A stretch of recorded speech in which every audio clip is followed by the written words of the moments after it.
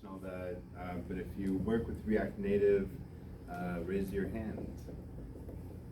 1, 2, 3, 4. Okay, nice. And so if you've never worked with React Native, if you've worked with React, raise your hand. Cool.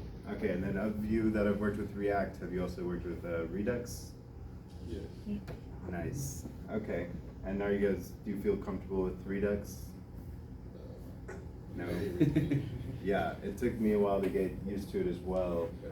And as I've been working with it, I've kind of continued to think about why I do and don't like it.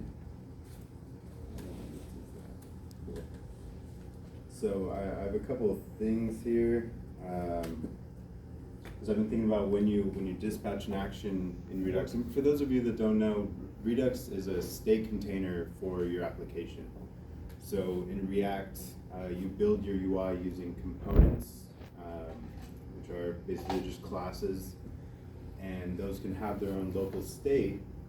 But if you want to pass some state from this component to another component, you'll have to do that using callbacks, and I think none of us really like callbacks that much. So if you can move that state up to kind of wrap your whole app and just be able to get the data wherever you need it without needing to like pipe it in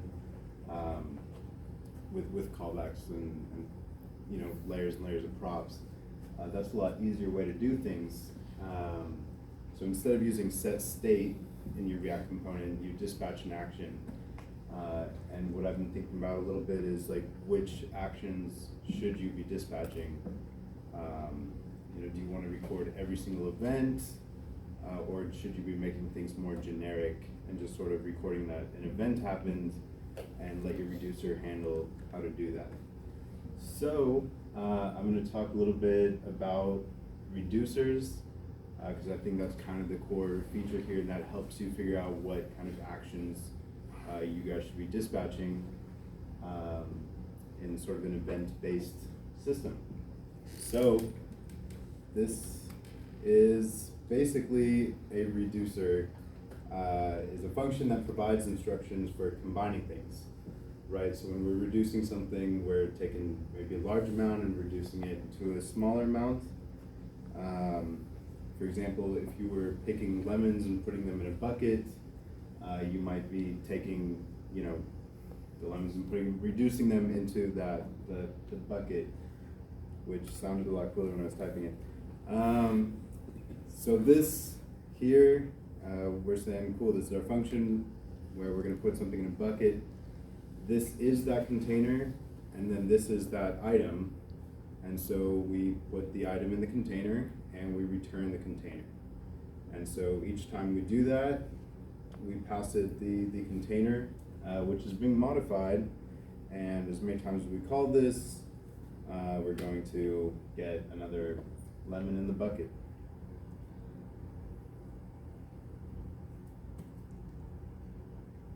So we can also continue to add more and more instructions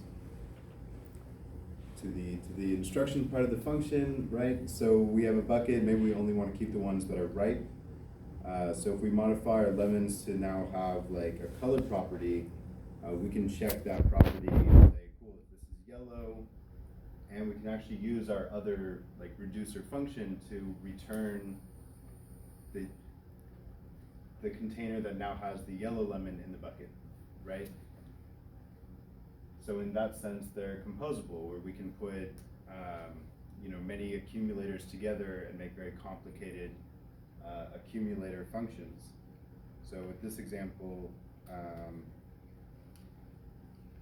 out of 2 yellow and 1 green lemon, we're gonna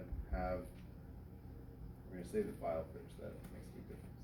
So now we have 2 yellow lemons, even though this was called 3 times. Because our guy's just checking if this popping lemon is yellow, and if so, we're going to put it in the bucket. And we're going to return the bucket unchanged if that was not the case. So this else block here. And let's move on to this example.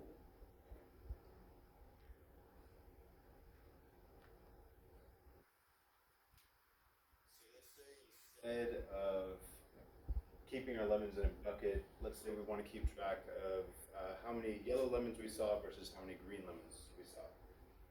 We can do that just by basically changing the shape of the container and modifying some of the instructions, but the signature of our function stays the same, right? We have kind of our accumulator here, who's going to keep track of our tallies, and then we get the item that we're kind of using to get passed back or not to be passed back. So as we call this function, we're either going to get numbers added to green, or we're going to get values added to yellow. And we're always just going to return the tally sheet changed or unchanged, because we might also have a blue lemon in here, which won't affect the state at all. So we've basically seen that bit now, which is the signature of a reducer function. A lot of these that we've looked at have the container and the item, and then their instruction set. And so with this one right here, this is kind of what your reducer is going to look like, at least with what you might name those arguments in Redux. So state is our container for the application, and the action is what gets dispatched. Any questions about that part? Or like reducers in general? Okay. Cool. So, in the examples above, we'll call it each time to maybe add something to the container. Now with this, JavaScript gives us a reduce function as a property of arrays. So any array type value is going to be able to reduce Its own items. So this lets us be a little bit more dry in how we code. And so the reduce function takes the reducer function the same way that we've been writing it to either tally or pick colored lemons, and then we pass it the initial value. So we know that a reducer provides instructions for combining things. The accumulator is like the running total so far. So this could be like the tallies, or this could be the number of lemons in your bucket. The current value, which is the current item we're looking at, and then the initial value, so maybe that's the empty tally sheet or the empty bucket. So when we get to Redux, this should look a little bit familiar, maybe not to everybody, but to those of us that have used Redux with React Native or React. We normally have our initial state to describe that initial value. So if no actions have been dispatched, this is what our state should look like. Over time, we dispatch actions, such as maybe a game start, or somebody has won or lost a point. And then we have our reducer, where the state is the accumulator of these actions that are being dispatched in our application, and it also gets our action. And most commonly in Redux, the pattern is to write a switch case here. And the same way we're checking the lemon color, we're checking the action type. And then we are modifying our accumulator based on the type of that action. Right, so if we get a point, then we can just add the payload, which in this example is going to be either 1 or a -1. If game end is dispatched, then we can calculate the winner using the points that are already in state, those points that we've accumulated over the actions that were dispatched.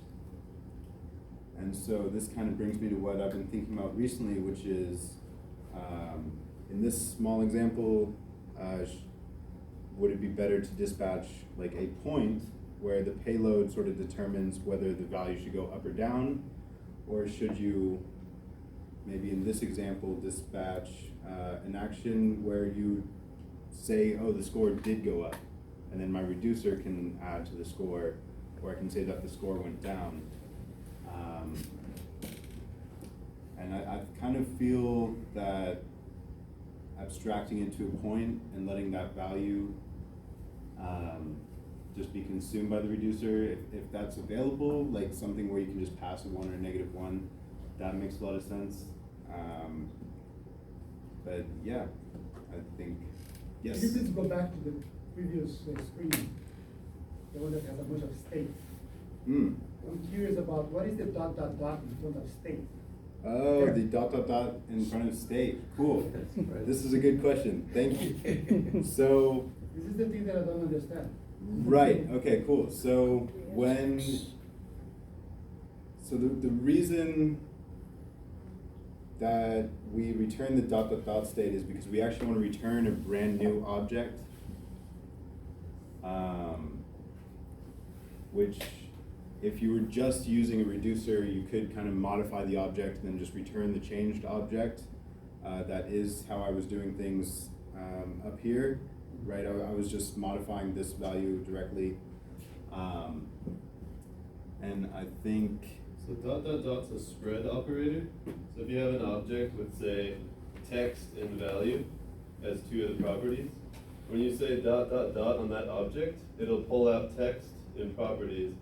So when he has it up here in between the next set of brackets, it's saying make a new object, give it properties that are contained within state. So now this new object has text and value, and then add on anything after there.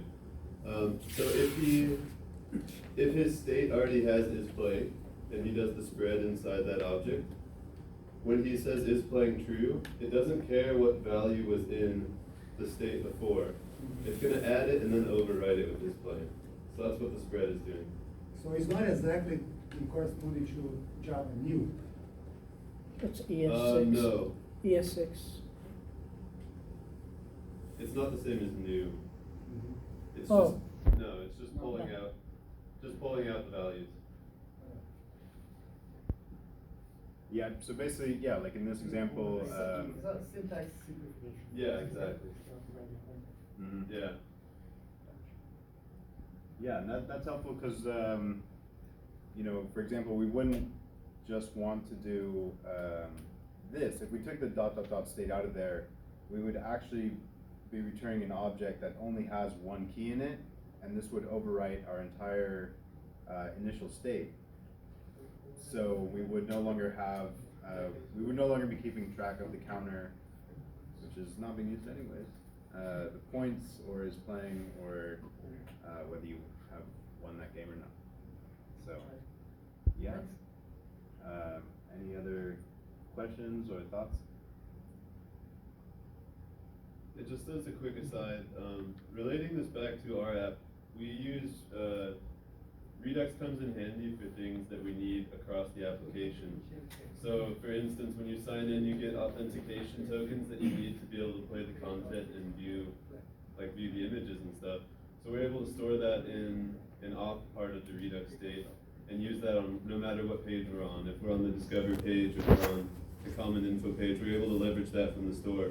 Similarly, we're able to store some of our API results in Redux and prevent having to make multiple calls back to the head end. So for instance, in our guide, we currently pre-fetch all of the guide schedules right at the beginning, and we fetch X hours out. So we have to add some refresh on that, but every time we go back to the guide, now we have this stored in, now we have the schedules stored in our Redux store, and we're able to leverage that and pull it out, not have to wait for the API response to make a call back. And similarly, when we change channel or something, we leverage that same guide schedules data that we've already stored. We're in a totally different spot in the app. We're able to leverage that and display some information about what you're watching on the screen. So that's kind of like a real life application to what Max just walked through with his lemons and points. Yeah, and for transitioning from native development, especially Android, I know I'm probably familiar with what we do to manage the static classes in Android, which is use Dagger, which during part of the app development, that was by far the messiest part of the app, I would say. I don't know if anyone else agrees, but there were like 5 different ways that it was implemented, and it was not consistent. It would cause error. You could get errors that would not give you any sort of description or anything. And this, I think, is a much less frustrating way to handle and manage that type of data. Yeah, so, yeah, thanks, Glenn. Yeah, so when you're designing an application, you're going to use React, and you're going to use a state container, which doesn't have to be Redux, but I recommend it. You're going to want to think a lot about the shape of the data that sits under your application, because really your app, your website, or your mobile app is just a pretty wrapper around this object, right? If you're playing a game, who scored, how many players are there, how much time is left. These are the things that your whole app is built on top of. And so deciding the shape of this object, and then how you're going to dispatch actions and what your strategy is going to be to update this, whether that's like on an interval or things like that. I think taking the time to think about that early on is going to help you design better apps.